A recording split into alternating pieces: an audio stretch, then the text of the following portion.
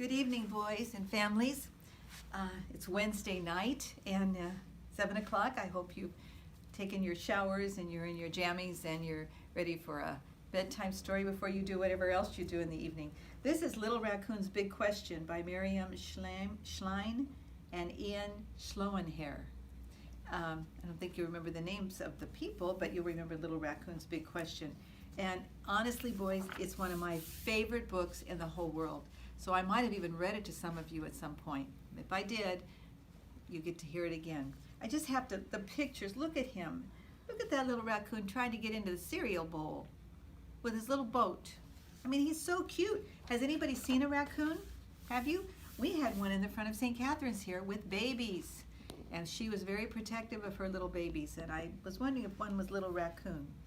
This is his, the title page, and he's washing his back with a little scrubber to get clean in the little cereal bowl. All right, so there's Mama and Little Raccoon. And Little Raccoon says, "When do you love me most of all?" He asked his mother. "Is it when I wake up and open my eyes and poke my nose into your fur? Is it then?" "Oh no," said his mother, "that's not when I love you most." Let's see," said Little Raccoon as he's drying his little towel. "Is it at feeding time when I wash my paws and wash my food and am very neat when I eat? Is it then? Is that when?" Hope you can see these pictures, boys.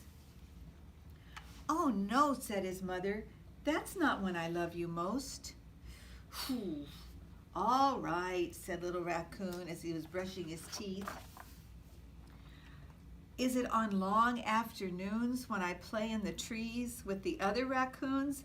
Is that the time you love me most of all?"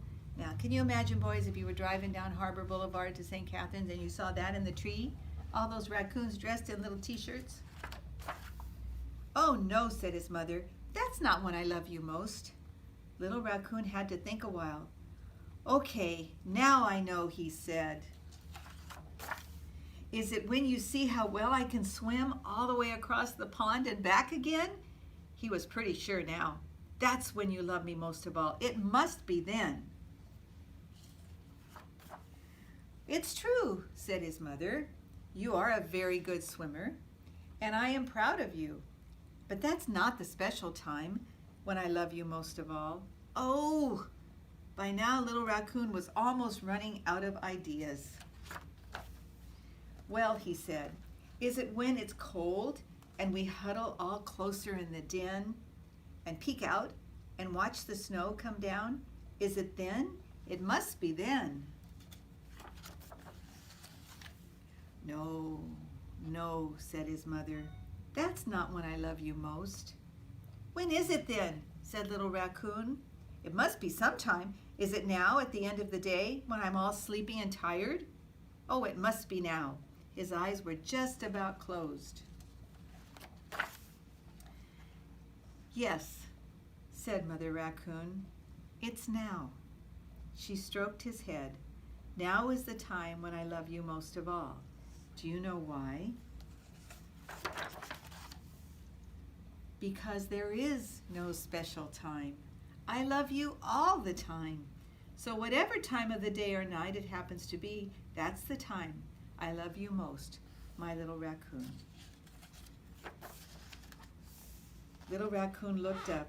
"You mean right now?" "Yes, right now," said his mother. "It's always right now." She gave him a little raccoon kiss on his little raccoon nose. He was so sleepy he almost did not feel it. Oh, good," he said. And soon Little Raccoon was fast asleep. Do you know, boys, why I love this story so much is because it reminds me of God. And it reminds me of my mother. And you have God, and you have your mama. And you know, there's something so special about knowing that no matter what I do, when I was growing up, if I got into trouble, my mama still loved me, and God still loved me. And now as I'm a sister, an older sister, I know God still loves me all the time. And during this virus, when we're inside and not sure what we're doing and wanting to get back to school and back to a way we knew, a life we know that we're walking hand in hand with our God, with our parents. And so as you go to bed tonight, whisper a little prayer when you put your head on your pillow. Whisper a little prayer for your parents and whisper a prayer to God in gratitude for your life. I love you so much, and I'm sending you a big air hug. Good night, boys.